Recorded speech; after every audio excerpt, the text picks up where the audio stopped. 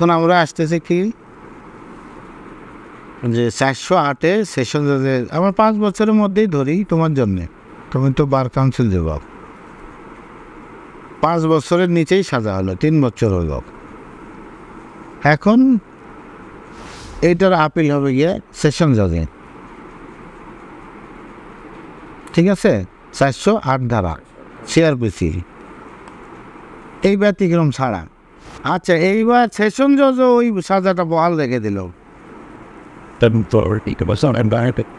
তখন হাইকোর্টে আসতে হবে না। No no no no no no 410-এ শুধুই আপিল, 439-এ আসতে হবে রিভিশন। আপিল তো 2 বার হবে না, হ্যাঁ, রিভিশনের উপরেও কিন্তু প্রশ্ন হতে পারে, এটা সাধারণত হয় না। হ্যাঁ, রিভিশন হয়েছে তাকে শিখে নাও। ওই যে এই যে আমাদের উনি যে চেম্বারে যাবে কালকে, ওই চেম্বার থেকেই তো রিভিশন করে 241-এর যে আমি যে বারবার ধারাগুলো বলতেছি, এটা যাতে তোমার মাথার মধ্যে এটা গেঁথে যায় বা মনের মধ্যে ঢুকে যায় যে এই ধারাগুলো আমি বললাম, আর সাথে সাথে এটাও হয় যে তুমি ধারাগুলো নিজেও পড়ে দেখতে হবে।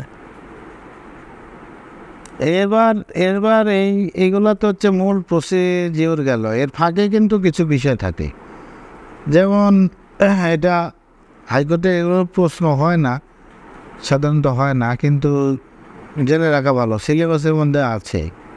এটা তার জন্য লাগবে, আপনার জন্য লাগবে, ওনার জন্য লাগবে, আপনার জন্য লাগবে। সেটা কি? এখন আমি ধরে নিচ্ছি যে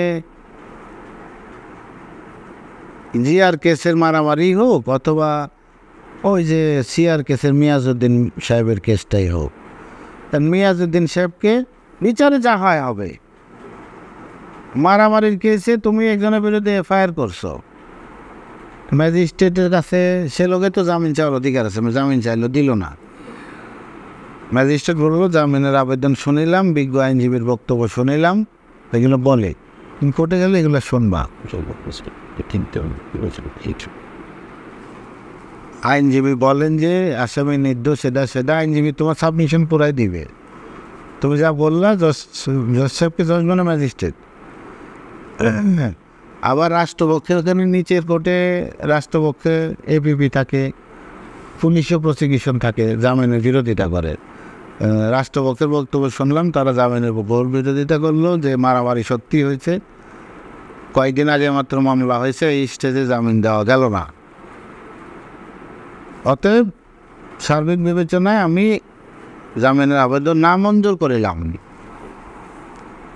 ম্যাজিস্ট্রেট দিল না জামিন। এখন এটা কি হবে? ম্যাজিস্ট্রেটের এগেনস্টে তবে কোথায় যাবে? জেলা জজে তো সেশন জজে, সেশন জজে তুমি এটাকে সিআরমেস বলে, কমন ভাষা এটাকে সিআরমেস বলে, ফৌজদারি বিবিধ মামলা। এটা কিন্তু মূল মামলা মিয়াজউদ্দিনের নামে হোক বা আর একজন, যে তুমি একটা এফআইআর করছো মনে করো মারামারির কেসই হোক বা ডাকাতি কেস হোক বা যে কোনো মামলাই হোক, প্রথম তো চার্জশিট হওয়ার আগ পর্যন্ত এটা ম্যাজিস্ট্রেটের কাছেই থাকবে, এবং ম্যাজিস্ট্রেট জামিন দিল না, যখন জামিন দিবে না তখন তার এগেনস্টে আমাকে সিআরমিস করে যেতে হবে সেশন জাজে। তুমি দেখবো যে সেশন জাজের সিআরমিস জিজ্ঞেস করবে ওনাদের, সিআরমিস আছে দিয়ে একটা হিয়ারিংয়ে, তুমি ওনাকে খোঁচায় তোমার বাইর করতে হবে, স্যার এটা মুমিন সেবনের নাম, এটা কি ধারা মামলা, কিসের জন্য আছে, কেন যাচ্ছেন, আমাকে একটু বোঝালাম, আমি যাবো আপনার সাথে।